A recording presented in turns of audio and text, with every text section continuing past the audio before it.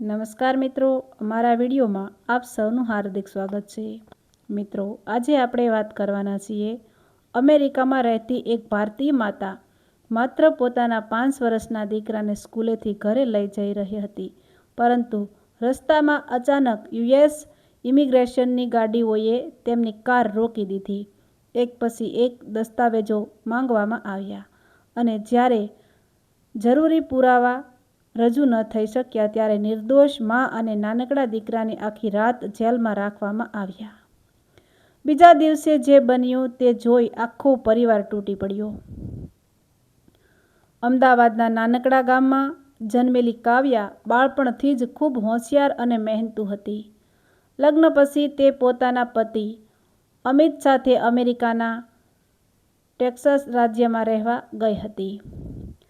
અમિત એક સોફ્ટવેર કંપનીમાં કામ કરતો હતો અને કાવ્યા પોતાના 5 વર્ષના દીકરા આરવની સંભાળ રાખતી હતી।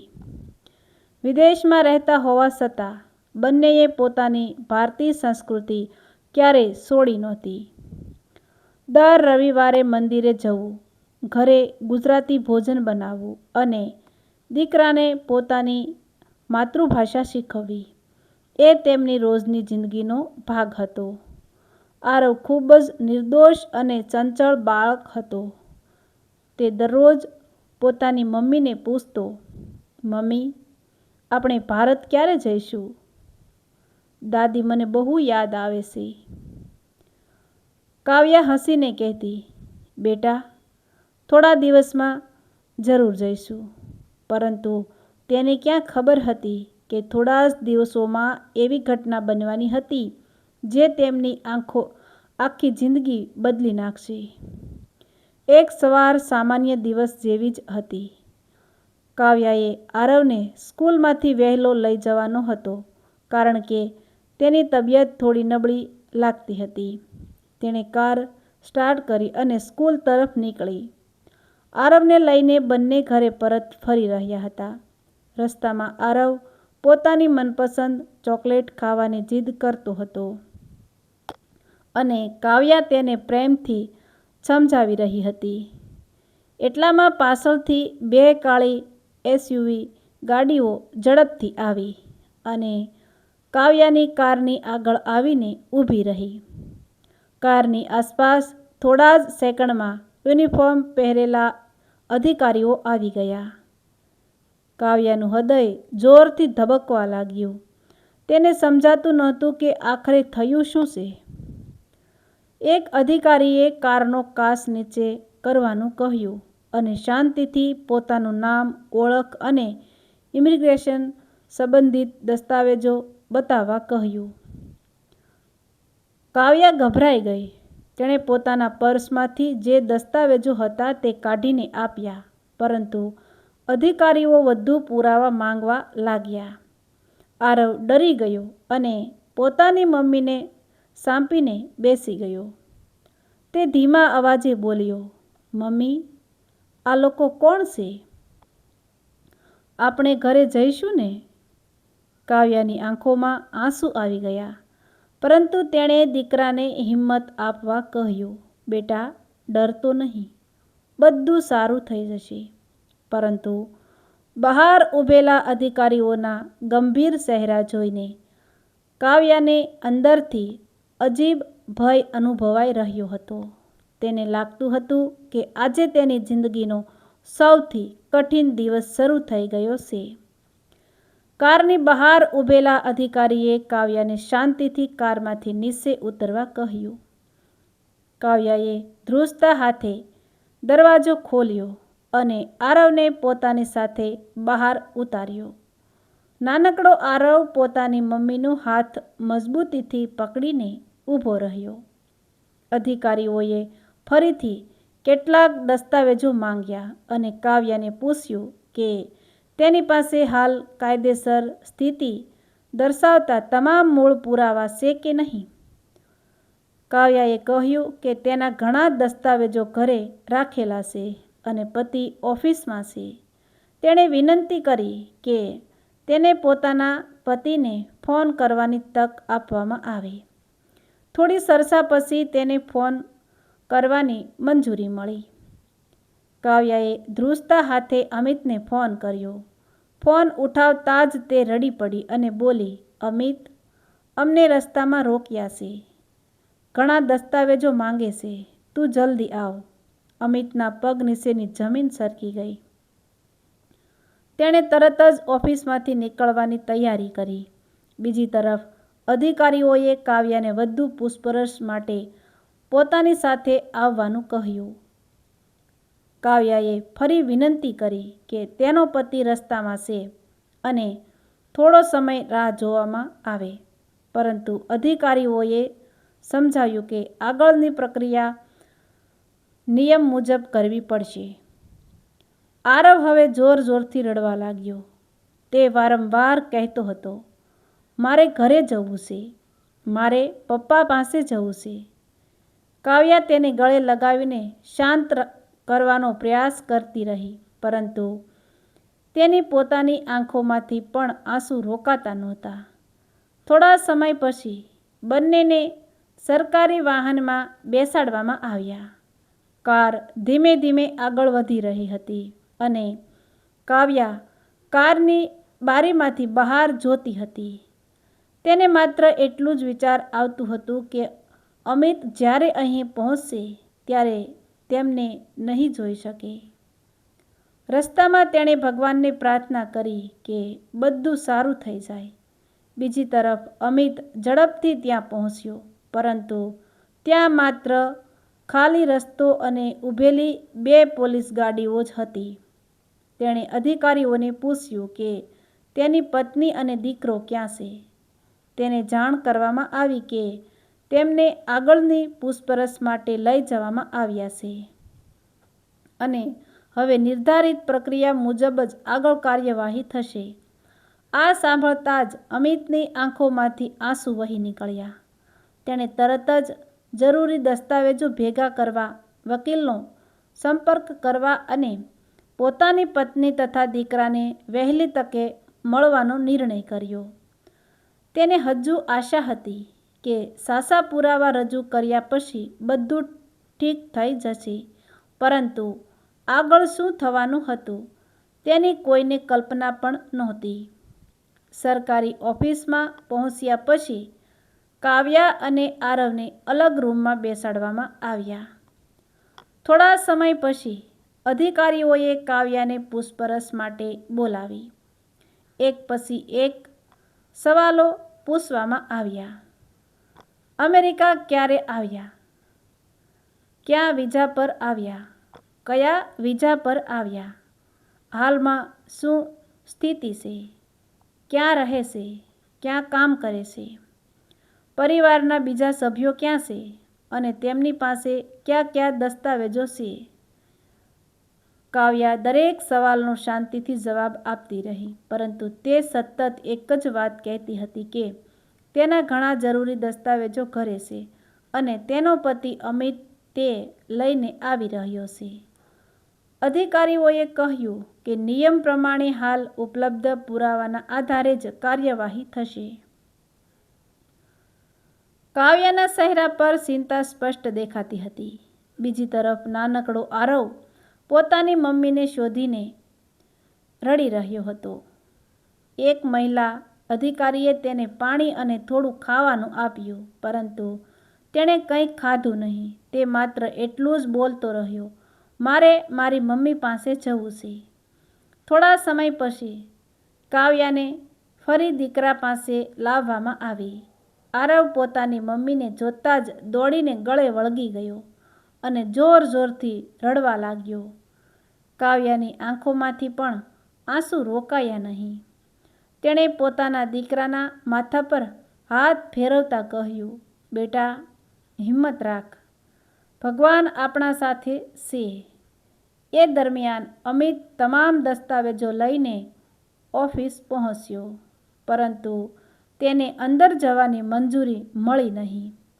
તેણે અધિકારીઓને ઘણી વિનંતી કરી કે માત્ર એકવાર પત્ની અને દીકરાને મળી લેવા દેવામાં આવે, પરંતુ તેને બહાર જ રાહ જોવાનું કહેવામાં આવ્યું.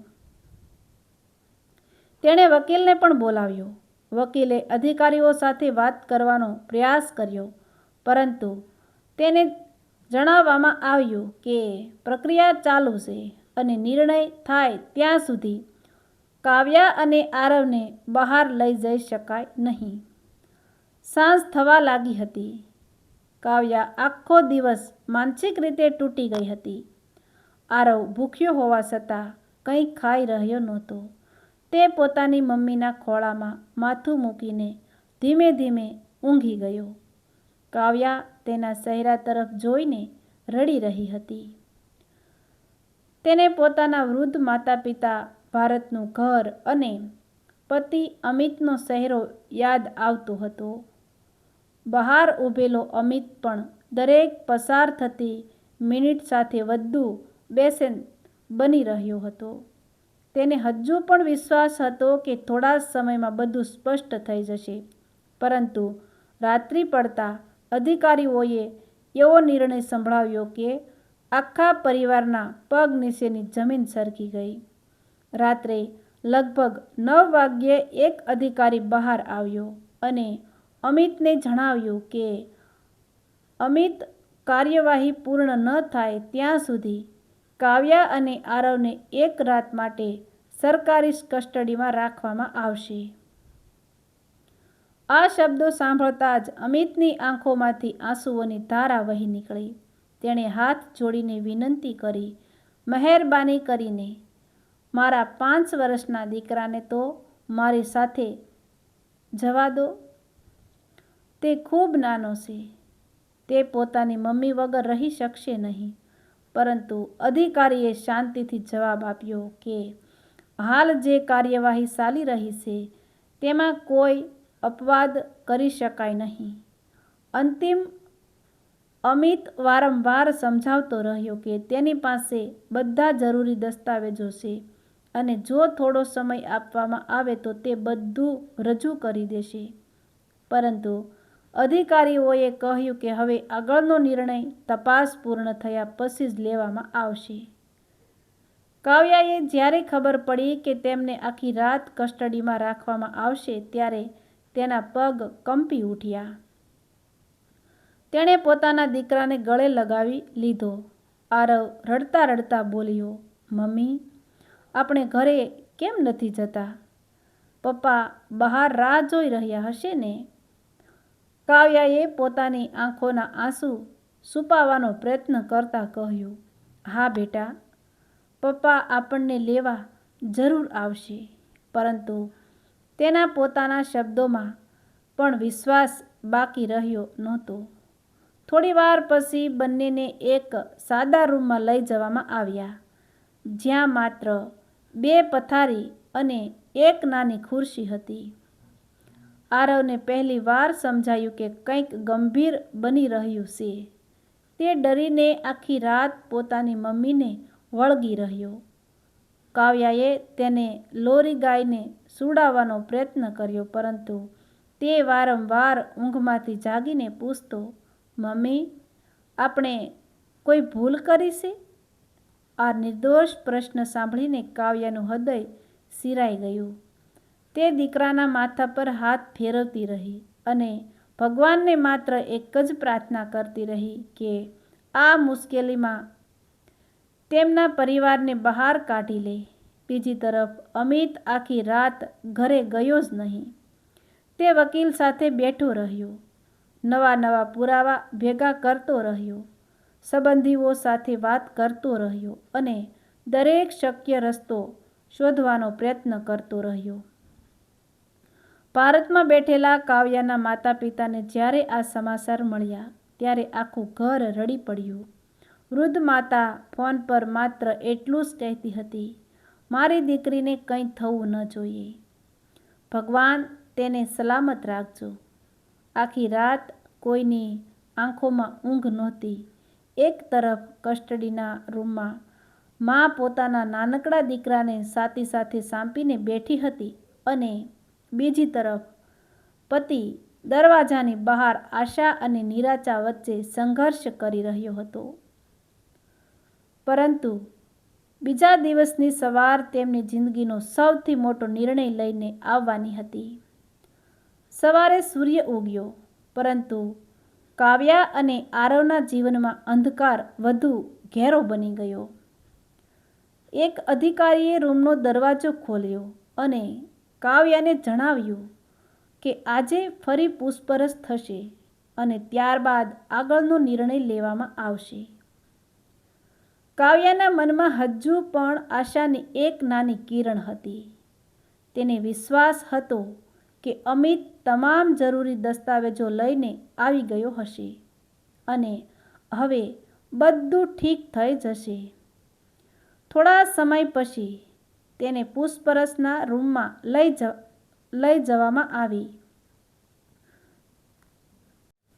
સામે અનેક ફાઇલો ખુલ્લી હતી.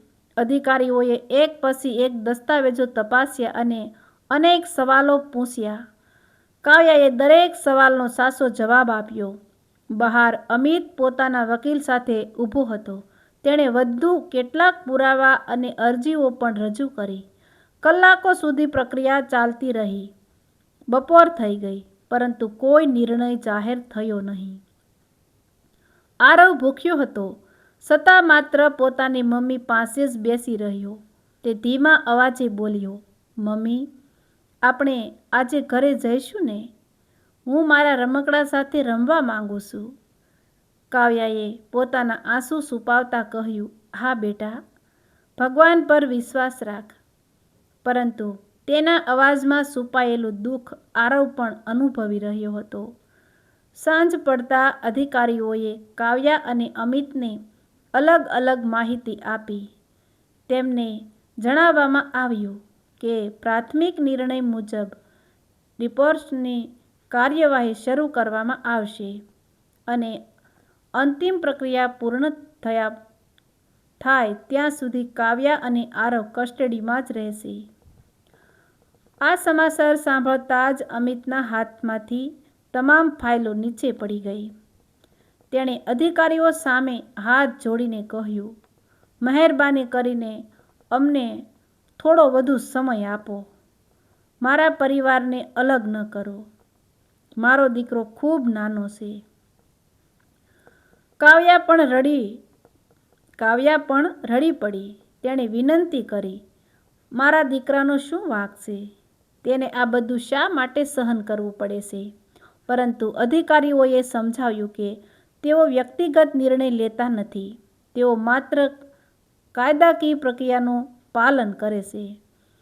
તે રાતે કાવ્યાએ પહેલી વાર સમજાયું કે કદાચ હવે અમેરિકા છોડવું પડશે. જેણે આરવને પોતાની છાતી સાથે સાંપીને રાખ્યો અને આખી રાત રડતી રહી. બહાર અમિત કારમાં બેઠો હતો. તેના ફોનમાં પરિવારના લોકોના સતત કોલ આવી રહ્યા હતા, પરંતુ તેની પાસે કોઈ જવાબ નહોતો. તેની આંખો માત્ર એ જ દરવાજા તરફ હતી જ્યાં તેની પત્ની અને દીકરો અંદર હતા. તેને હજુ પણ અંતિમ ક્ષણ સુધી એક ચમત્કારની આશા હતી, પરંતુ આગળ આવનાર દિવસો તેમના પરિવારની સૌથી કઠિન પરીક્ષા બનાવવાના હતા. બીજા દિવસે વહેલી સવારે કાવ્યા અને આરવને ફરી એકવાર ઓફિસમાં લઈ જવામાં આવ્યા. કાવ્યાનું હૃદય જોર-જોરથી ધબકી રહ્યું હતું. તેણે ભગવાનનું નામ લીધું અને મનમાં પ્રાર્થના કરી કે આજે કોઈ સારા સમાચાર મળે. પરંતુ થોડા જ મિનિટોમાં એક અધિકારીએ ફાઇલ બંધ કરીને શાંતિથી કહ્યું, "તમારા કેસની તપાસ પૂર્ણ થઈ ગઈ છે. નિયમો મુજબ તમારી સામે રિપોર્ટ્સની કાર્યવાહી આગળ વધવામાં આવશે." આ શબ્દો સાંભળતા જ કાવ્યાની આંખો સામે અંધારું છવાઈ ગયું. તે ખુરશી પર જ બેસી ગઈ. તેની આંખોમાંથી સતત આંસુ વહેવા લાગ્યા. તેણે કંપતા અવાજે કહ્યું, "મહેરબાની કરીને એક તક આપો. મારો દીકરો ખૂબ નાનો છે. અમે કોઈ ગુનેગાર નથી. અમને પરિવાર સાથે રહેવા દો." અધિકારીઓએ શાંતિથી જવાબ આપ્યો કે તેઓ માત્ર કાયદાનું પાલન કરી રહ્યા છે. બીજી તરફ અમિત પોતાના વકીલ સાથે છેલ્લો પ્રયાસ કરી રહ્યો હતો. તેણે દરેક સંભવિત અરજી કરી, અનેક લોકોને સંપર્ક કર્યો, પરંતુ દરેક જગ્યાએથી એક જ જવાબ મળ્યો કે નિર્ણય લગભગ અંતિમ છે. અમિતને જ્યારે પત્ની અને દીકરાને મળવાની મર્યાદિત મંજૂરી મળી, ત્યારે તે દોડતો અંદર ગયો. આરવ પોતાના પપ્પાને જોતા જ દોડી ગયો અને ગળે વળગી પડ્યો. તે રડતા રડતા બોલ્યો, પપ્પા, આપણે ઘરે ક્યારે જઈશું? હું અહીં નથી રહેવું. અમિત પોતાના આંસુ રોકી શક્યો નહીં. તેણે દીકરાને છાતી સાથે સાંપી દીધો અને માત્ર એટલું જ કહી શક્યો, બેટા, પપ્પા તને ખૂબ પ્રેમ કરે છે. કાવ્યા અને અમિત એકબીજાને જોઈ રહ્યા હતા, પરંતુ બંને પાસે શબ્દો નહોતા. બંનેની આંખોમાં હજારો સપનાઓ તૂટી પડ્યા હતા. થોડા સમય પછી અધિકારીએ મુલાકાતનો સમય પૂરો થયો હોવાનું કહ્યું. અમિતે કાવ્યાનો હાથ પકડીને કહ્યું, હિંમત રાખજે.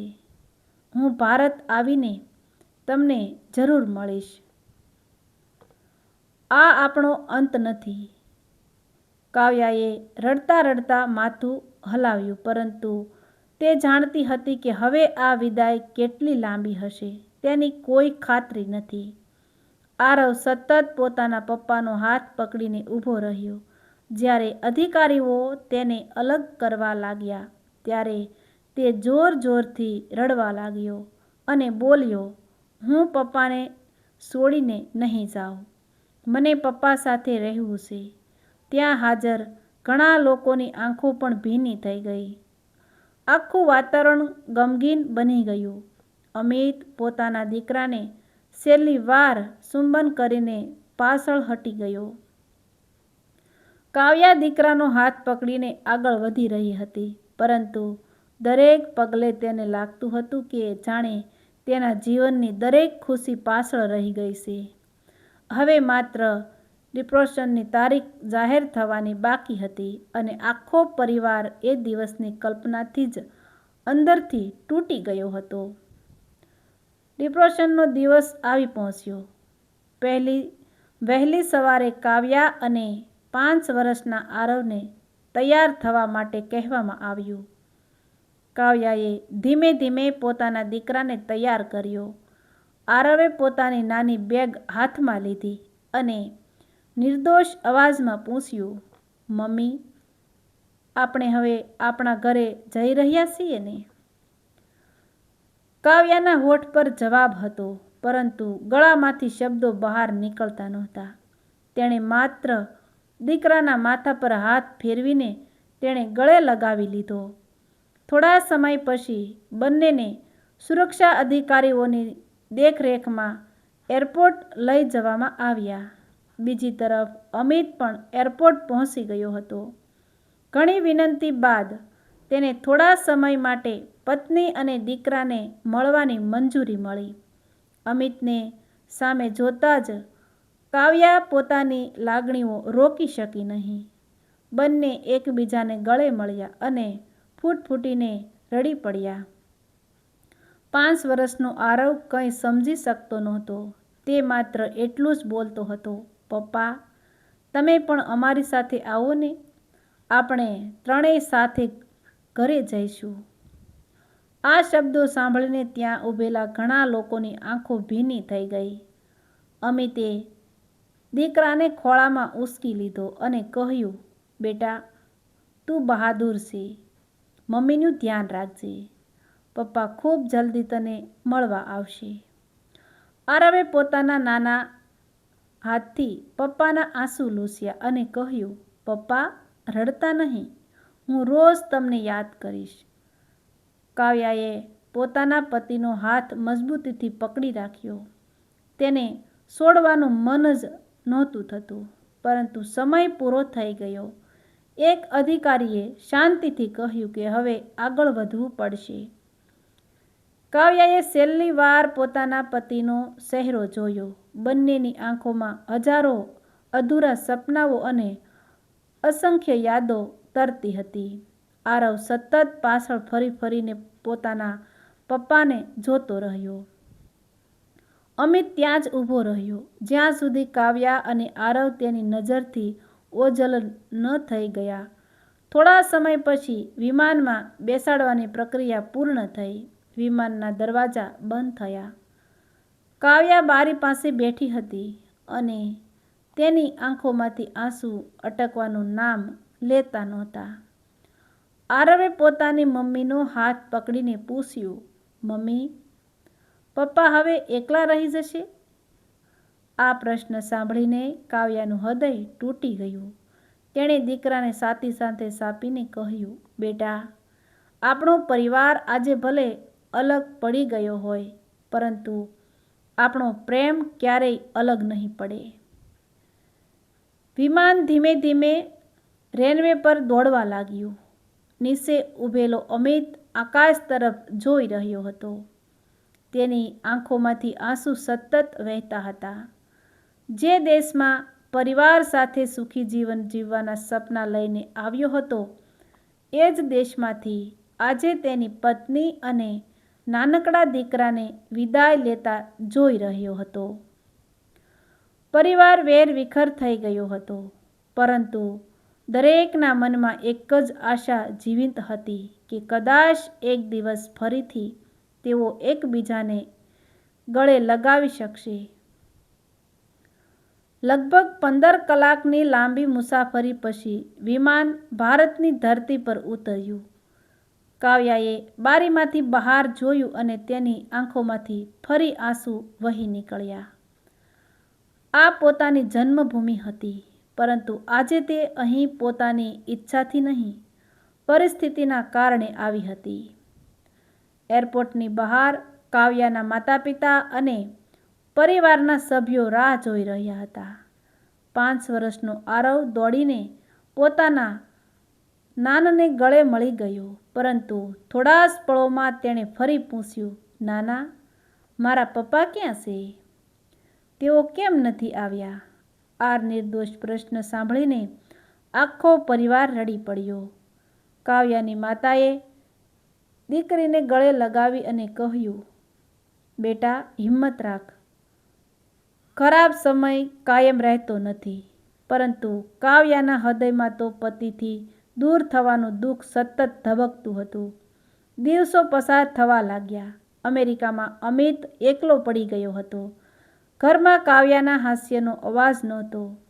આરવના રમકડા જેમના તેમ પડ્યા હતા અને દરેક ખૂણો તેને પોતાના પરિવારની યાદ અપાવતો હતો. તે દરરોજ વિડીયો કોલ કરતો. સ્ક્રીનની બીજી બાજુ આરવ ખુશ દેખાવાનો પ્રયત્ન કરતો, પરંતુ દરેક વાતના અંતે એક જ પ્રશ્ન પૂછતો, પપ્પા, તમે અમને લેવા ક્યારે આવશો? અમિત હંમેશા હસીને કહેતો, ખૂબ જલ્દી બેટા. પરંતુ કોલ પૂરો થતાં જ તે એકલો બેસીને રડી પડતો. કાવ્યા પણ ભારતમાં નવી શરૂઆત કરવાનો પ્રયત્ન કરતી હતી. તેણે નોકરી શરૂ કરી, દીકરાને સ્કૂલમાં દાખલ કર્યો અને જીવનને ફરી ગોઠવવાનો પ્રયાસ કર્યો. પરંતુ દરેક સાંજે પરિવારની અધૂરી તસવીર તેની આંખો સામે આવી જતી. મહિનાઓ વીતી ગયા છતાં ત્રણેયના પ્રેમમાં કોઈ ઘટાડો આવ્યો નહીં. અંતે એક દિવસ અમિતે નક્કી કર્યું કે હવે તે પરિવારથી દૂર રહીને જીવન નહીં જીવે. તેણે પોતાની નોકરી છોડી અને ભારત પાછો આવવાનો નિર્ણય કર્યો. થોડા અઠવાડિયા પછી જ્યારે અમિત એરપોર્ટ પરથી બહાર આવ્યો, ત્યારે કાવ્યા અને આરવ તેની રાહ જોઈ રહ્યા હતા. આરવ દૂરથી જ દોડતો આવ્યો અને જોરથી બૂમ પાડી, પપ્પા! અમિતે પોતાના દીકરાને ખોળામાં ઉંચકી લીધો અને કાવ્યાને ગળે લગાવી લીધો. ત્રણેયની આંખોમાં આંસુ હતા, પરંતુ આ વખતે તે દુઃખના નહીં, ફરી એકવાર પરિવાર મળ્યાના હતા.